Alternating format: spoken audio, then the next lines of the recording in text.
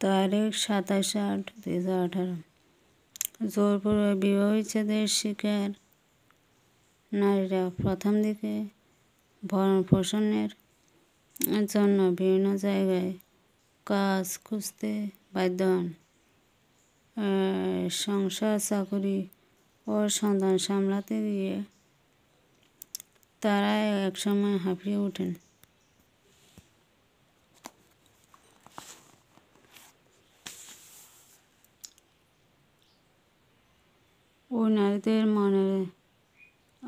এই নারীদের মনের যাতনায়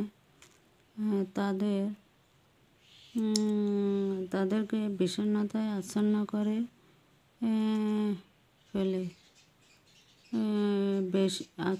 ফেলে বেশি। তারা টেনশনে থাকেন, দুশ্চিন্তায় ভোগে। কেউ দাওয়াত করলে বা নিমন্ত্রণ করলে তারা যাইতে পারে না। একদিক থেকে তারা অসামাজিক,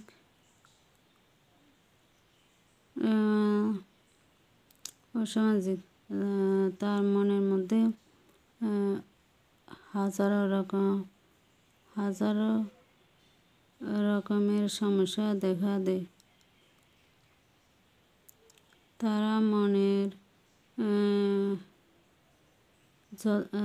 মনের যত্নের প্রয়োজন, সেটা না বুঝে তার পিতামাতা, আত্মীয়স্বজন, না তার আশেপাশের পরিবেশের মানুষ